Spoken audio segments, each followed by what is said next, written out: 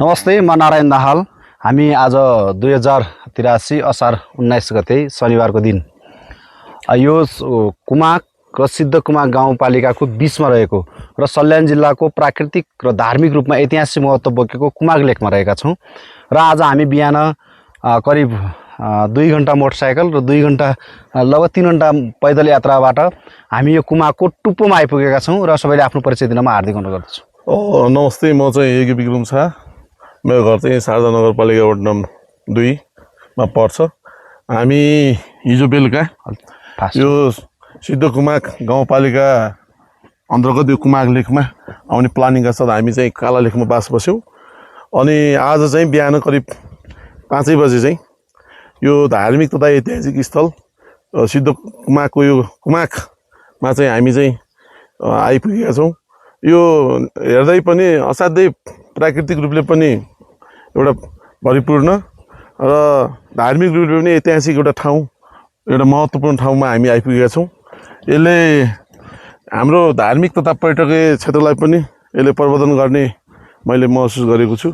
धन्यवाद। ल यसै गरी म चाहिँ हाम्रो बिचमा हुनुहुन्छ यहाँको स्थानीय समाजसेवी र शिक्षक प्रधानाध्यापक हुनुहुन्छ मावि सिद्ध माविको हरि बुढाथोकी सर।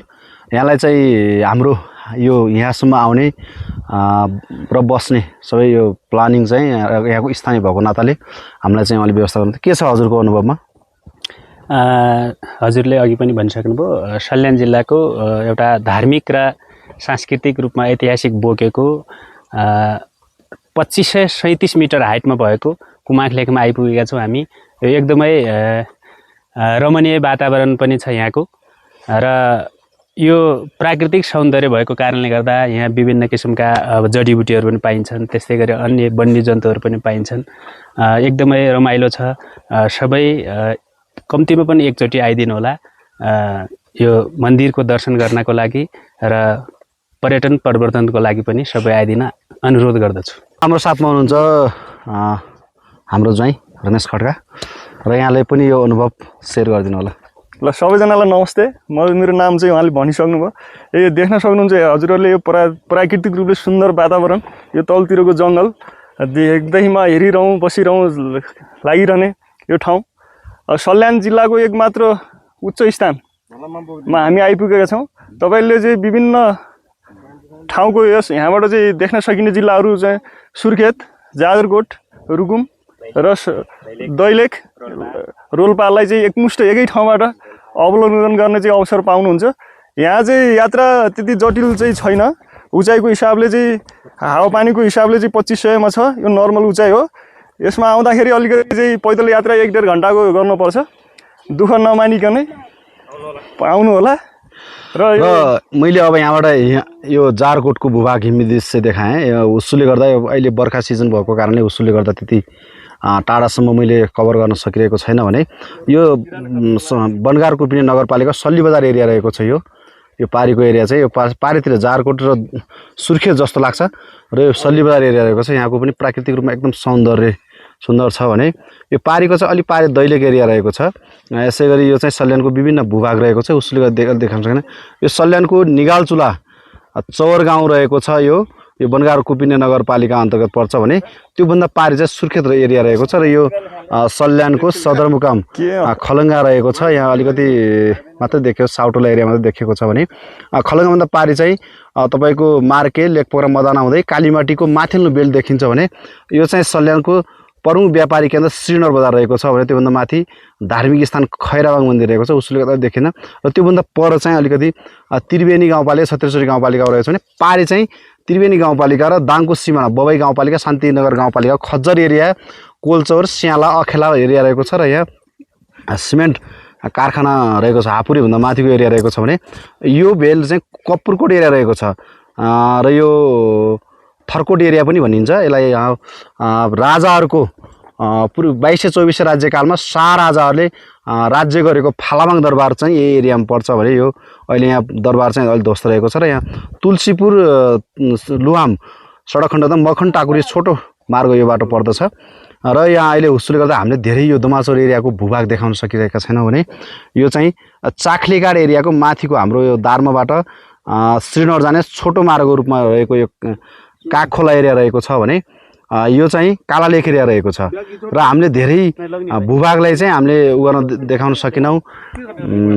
कतिवटा यो सिद्धकुमारको माछखरको 5वटा रहेको छ सुन्दर बस्ती छ यहाँ एकदम राम्रो सुन्दर बस्ती रहेको छ भने यसरी हाम्रो आजको चाहिँ यो भ्रमण यसरी रहेको छ। हामीले प्राकृतिक रूपमा धेरै ठाउँ चाहिँ भूभाग चाहिँ देखाउन सकेनौँ मौसम प्रतिकूलताको कारण भने यता कुमाक गाउँपालिकाको जिमाली स्यान जिमाली यो मखन टाकुरी पाटकारे हिले तुतुरे एरिया रहेका छन् भने यता चाहिँ हाम्रो यो पारी बागलुङका हिम श्रृङ्खलाहरू देखिएका छन्। मौसमको प्रतिकूलताका कारण हामीले चाहिँ यहाँबाट धेरै भूभाग देखाउन सकेनौँ।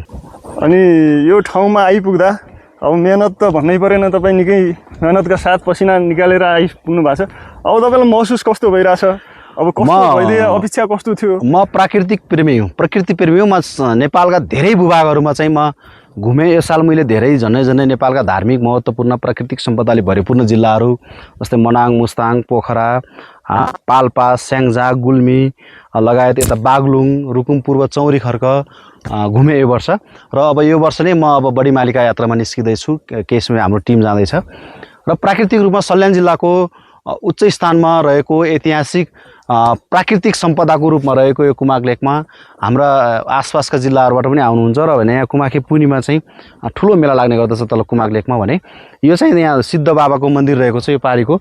यहाँ चाहिँ धेरै मान्छेहरू चाहिँ धार्मिक आस्था राख्ने मान्छेहरू चाहिँ यहाँ आएर सिद्धको थानमा चाहिँ बलि चढाउने साँडा चढाउने र पूजाआजा गर्ने हुन्छ। हामी पारिवारिक रूपमा पनि गत 2 वर्ष अगाडि आएका थियौँ र म पनि अलि धार्मिक मान्छे हो र समग्रमा धेरै राम्रो भूभाग रहेको छ यो ठाउँ। यहाँका आन्तरिक ट्रेकिङको लागि पनि धेरै राम्रो छ। यहाँबाट चाख्लेगाडबाट त्यसपछि तल सिद्धकुमाकबाट धेरै ठाउँबाट यहाँ ट्रेकिङ आउन सकिन्छ भने धेरै भूभाग चाहिँ अहिले अलिकति मौसम खुलेका कारणले धेरै बागलुङका हिम पर्वत धौरागिरी तपाईँको सिस्नो हिमाल का भूभाग धेरै भूभाग देख्न सकिन्छ।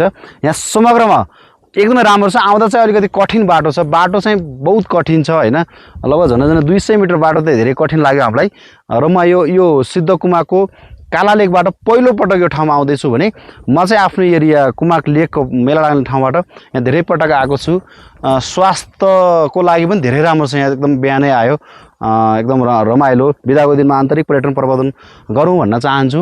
समग्रमा हामी अलिकति ट्रेकिङलाई अलिकति जोड दिइरहेका छौँ र हाम्रो आफ्नै एउटा प्राकृतिक रूपमा रमाउनु हरेक कामहरूको तनावले मन शान्ति हुने र आफूलाई पनि स्वस्थ अनुभव हुने साथीहरूसँग घुम्दाको जुन रमाइलो छ त्यो रमाइलोमा चाहिँ म रमाउने मान्छे हुँ। त्यो भएको कारणले हाम्रो टिम चाहिँ बनाएर मनमिल्ने साथीहरू चाहिँ जुटेर बनाएर हामी चाहिँ बेला बेला निस्किन्छौँ र धेरै साथीहरूलाई यो ठाउँमा आएर एउटा आफूलाई प्राकृतिक रूपमा आनन्द फिल गर्नुहोस् आउनुहोस् रमाउनुहोस् भन्न चाहन्छु। यो नै रहेको छ मेरो। अनि हजुरलाई कस्तो अनुभव रहेछ? अब हामी चाहिँ तपाईँलाई हामी प्रत्यक्ष रूपले देखाइरहेका छौँ। जुमिङ गरेर हेर्नुहोस्, हामी यो स्थानमा चाहिँ हिजोको बास स्थान हाम्रो यहाँ रहेको थियो। त्यसपछि हामी क्रमशः यो पहाडलाई चाहिँ बिस्तारै छिचोल्दै यहाँ निकै ठुलो भिड रहेछ। यो तल 200 मिटर जति भिडबाट निस्किएर हामी अहिले पूर्ण रूपले चाहिँ माथि टपमा आइसकेका छौँ। र अलिकति यहाँ अहिले मौसम खुलेको छ। म चाहिँ तपाईँहरूलाई कुमाक एरियाको भूभाग देखाउँदैछु। यो जिमाली कुमाक गाउँपालिका 7 चाहिँ जिमाली एरिया पर्छ। यो अलिकति अहिले खुलिया छ मौसम। यहाँ राम्रो छ एकदम ठकुरीहरूको बाहुल्य रहेको छ भने अलिकति पारी चाहिँ दार्मा साइड हो तर देख्न सकिरहेको पारी चाहिँ एकदम हिमाली भूभाग रहेको छ।